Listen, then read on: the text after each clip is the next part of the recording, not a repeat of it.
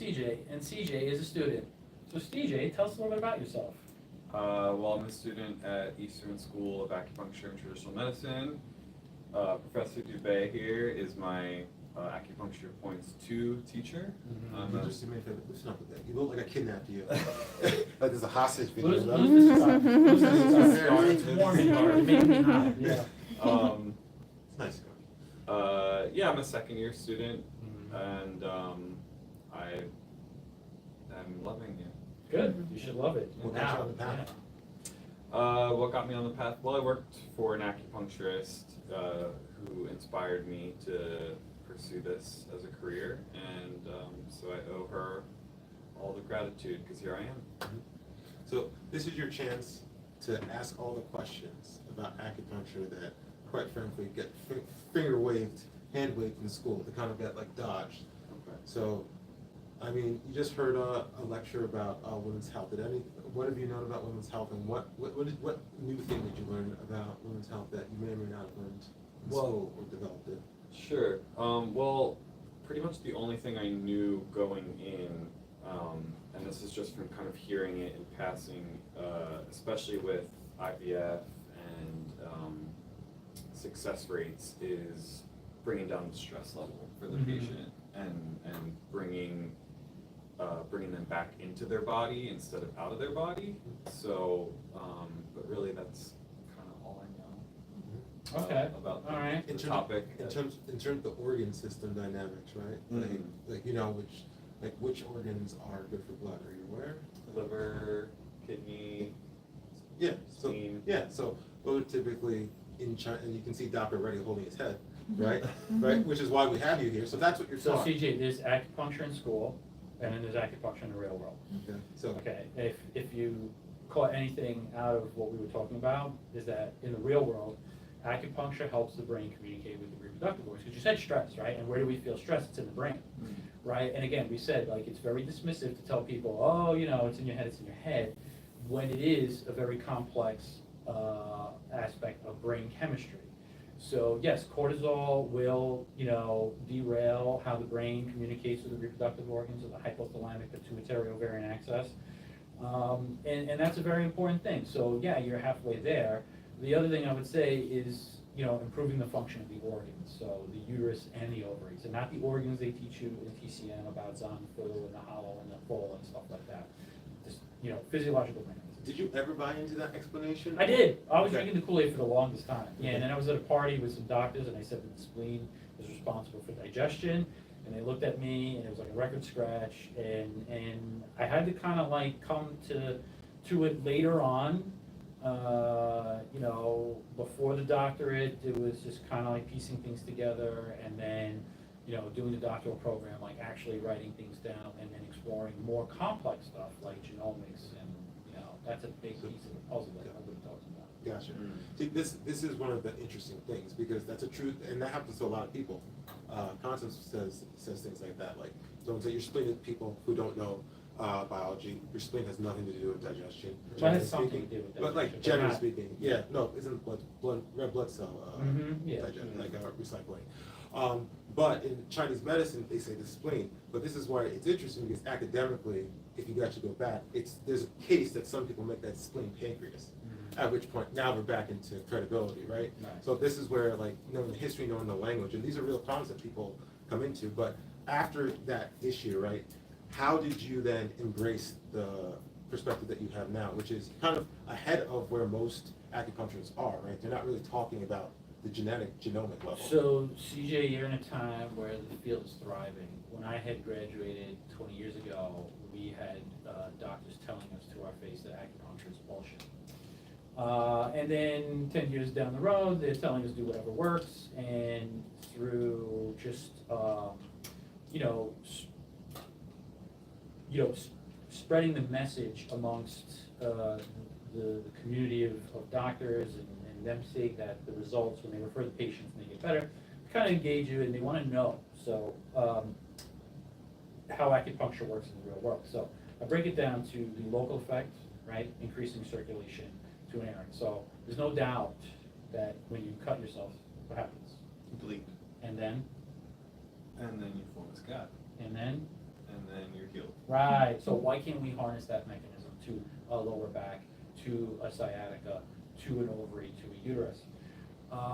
Then regionally that travels up the nerve pathway, so neuromodulation, diffuse noxious inhibitory controls. We can scramble the noise, so when you cut yourself, you also kind of shake your finger, ow, right? And then centrally the release of endorphins further relieve pain, but that's where the heavy lifting comes when you're dealing with more autonomic stuff. So when you're trying to out-science the people that are telling you it's bullshit, you really need to use their language, and a lot gets lost in translation when you're talking about TCM thousands of years ago to TCM in the modern world, and then how acupuncture works with physiological mechanisms.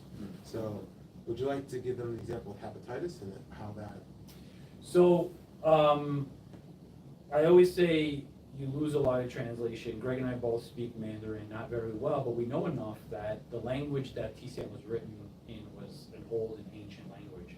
And it's changed. Even modern Mandarin has changed. So modern Mandarin isn't even the language of Zhang Fu. But if you take the example of the apple in the Bible, that was a pomegranate in the original version, but there's no pomegranates when King James translated, so it's hard to explain to peasants about apples and pomegranates, so you call it an apple. With that being said, if you take things like in Chinese medicine, blood deficiency, right? If you were to literally translate that, you would call it a lack of blood, or coming from the Greek, anemia, the lack of blood or no blood. You're really saying the same thing, but you're saying it in three different languages, and you're using it in English, and you're saying anemia when it's blood deficiency. So there is a lot of verbal gymnastics done, but at the end of the day, it is a lack of blood, a lack of energy, and what do we do in Chinese medicine? We tonify blood, in the West we supplements like iron and stuff like that, but we're all doing the same thing, so we all have to get on the same page and all do the same thing, which means removing a lot of that language, Right. speaking to people in their own, meeting them where they are, like the patient doesn't care, they just want to get better. So, what are the key ways, right, in any situation where there are two people trying to communicate, there's difficulty, you have to find a common medium to be able to translate.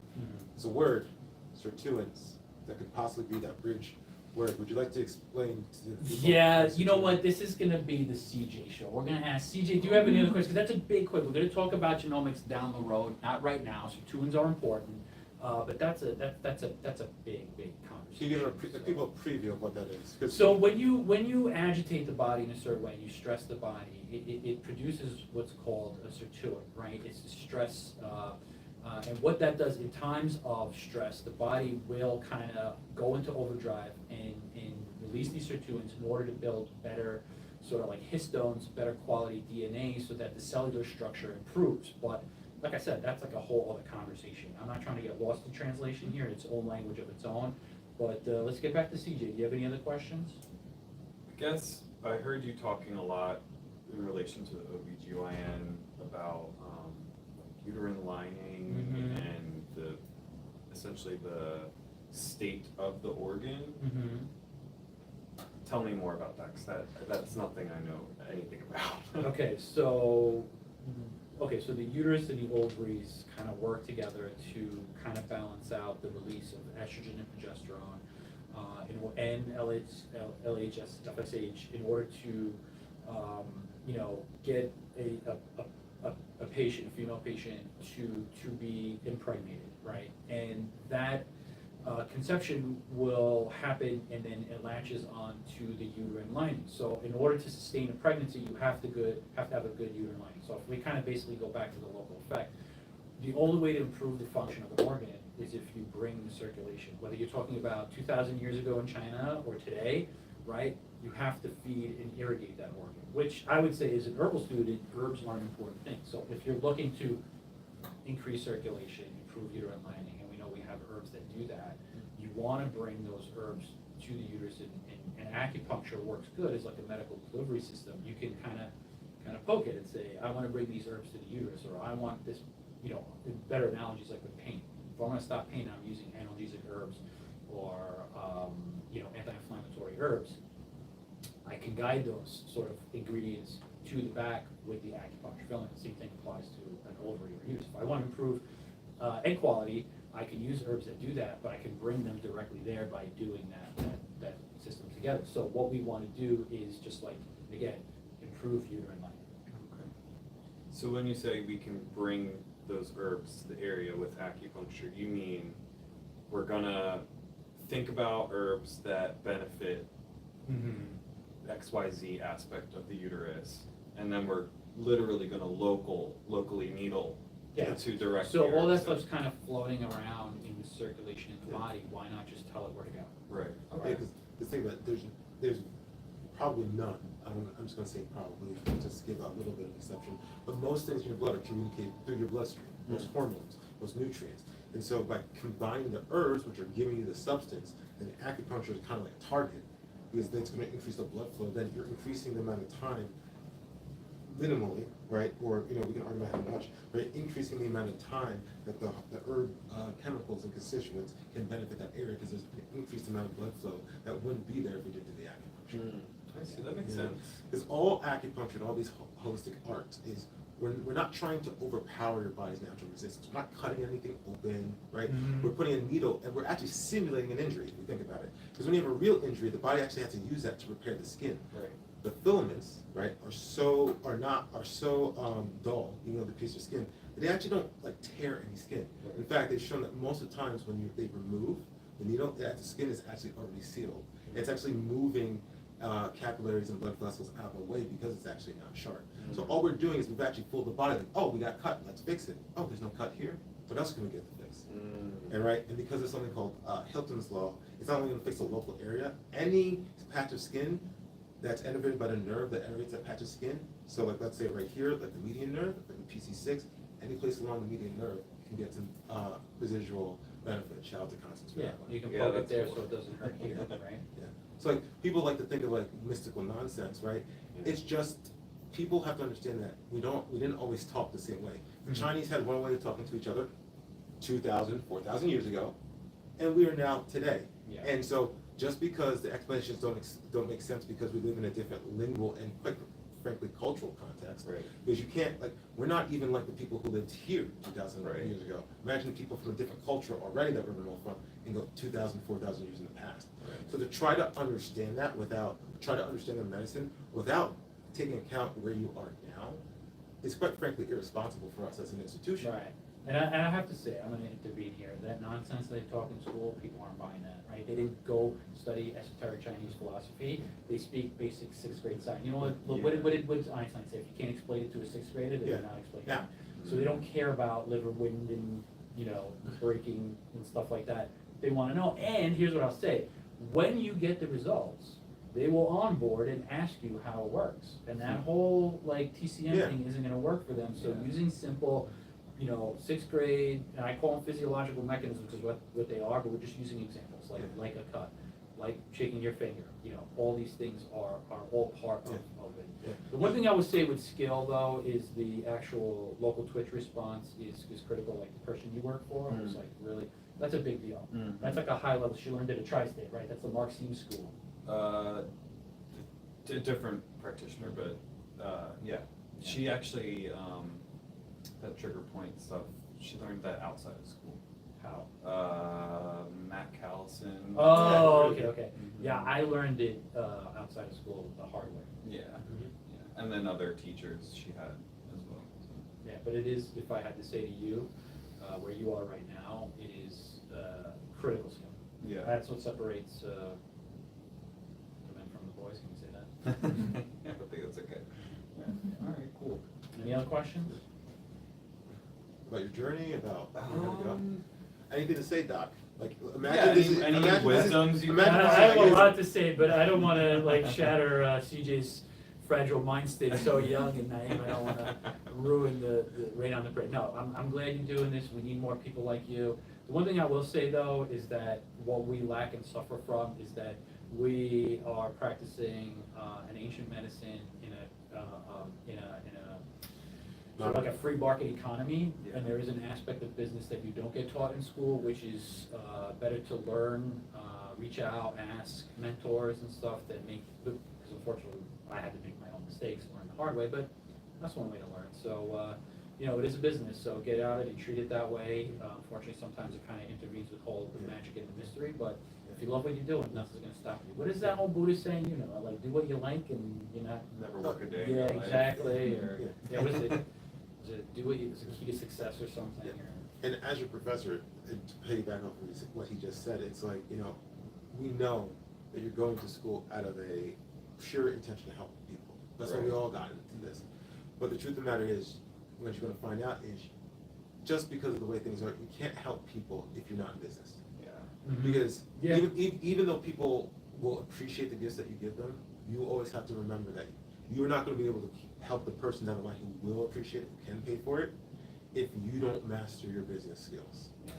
And to that point, I will say this, that if you look at like in reimbursement for, let's just say, a intervention like an epidural, which is reimbursed at, let's just give a number of $250, $300 for the insertion of one filament with a high skill, right? 'Cause the whole point of epidural is not to paralyze anybody. So Right. there is a high level skill. Right. Maybe there's other people in the OR with you to do that and it has a cost. I would ask you, as a practitioner, to think about, you are inserting more than one needle with a high level of skill, because you don't want to puncture somebody's lung. And what does that cost? What does that look like? Right. You know? And actually, speaking of cost, and sorry, ladies and gentlemen, this is a bit of inside baseball, but it's good for you guys to know, because sometimes you come to our office and things happen, or you go to your other acupuncturist office and things happen. So it's good to know why things happen. Billing is a very important thing for you to understand now. Mhm. Because what you understand, like the needles and like the points, filaments, like you'll get that, you'll understand that. But when because do they do that? They wouldn't do that in second year. When they would save to like third they don't, year. they're not doing it. So Doing access, you've worked in billing in the Yeah. offices? I So you know how to currently fill out a do. HIPAA form? I don't, that one's not familiar to Or me, an but I'm electric, try- did you do electronic? Yeah. Oh, I'll tell you how old I am. I used to print with a pen and paper and white out my bills and mail them in Yeah. between patients before there was billing software. Well, we had to do some mail outs kind of recently Yeah. when, So that red and white software paper doesn't- with all the white Yep, lines, you fill yep, that yep, out? yep. I have populated it, Yeah, but I haven't okay. personally Okay. filled it out. But I So- printed it and So I jump in a mailed time it out. machine, get yourself a pen and some paper, and fill one out, get the white out, but you should know your way around that, because Yeah. that's really how the language of the billing system operates. Yeah, Yeah. for sure. Get familiar with that process. Yeah. As your professor, one of the reasons I'm saying that, in addition to what he's saying, is because it's gonna help your patient flow if you can understand when money is coming and how. And the earlier you start thinking what that looks like, the better. Because the last thing you wanna do is you don't wanna have a patient that's coming in regularly, expecting free treatment, and then their insurance, which happens a lot, right? The insurance says, oh, we're not paying, and then now you're in an awkward situation. Yeah. And now the patient feels like betrayed, the insurance company's obviously gonna lie. Right. So now you and your patient have a good relationship, and now the insurance company is messing with that. So thinking about these things early, like thinking about, because you don't need to know where, what have you learned? You don't need to know where liver 7 is yet, right? Mhm. You'll learn that, you'll learn that. But while you're waiting for me to teach you liver 7 next semester, you can absolutely start. Know how to fill out HICFA, Yeah, don't fill out the HICFA, but you need to Yeah. know that process so that whoever's filling out the HICFA, you are and when you sit, Mm. above that. You're monitoring, you have to monitor that knowledge, but you have to know it first. Like there was a book, The Chronicle of Doubt, like you have to know something to shun something.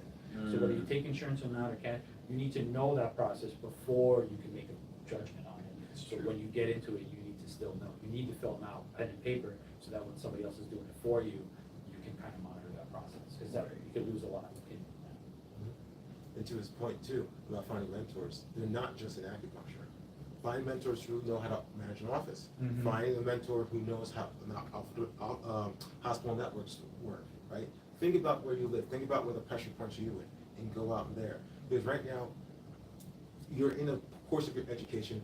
I know what's waiting for you, and I know that time could be filled doing these things that, quite frankly, it's actually more beneficial for you to start learning them now than when you already graduate, and you're already gonna need to put money on the table, because you gotta learn.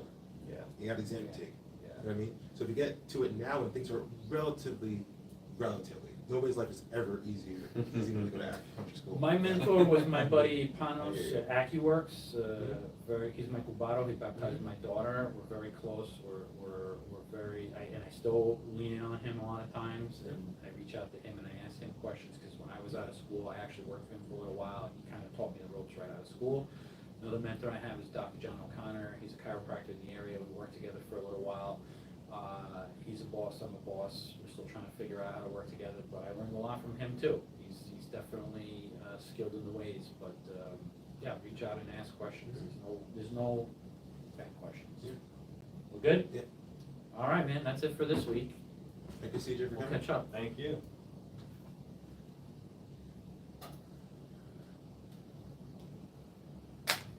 That's enough for today, right? Yeah. Doc, continued treatment? I don't know, I'm thinking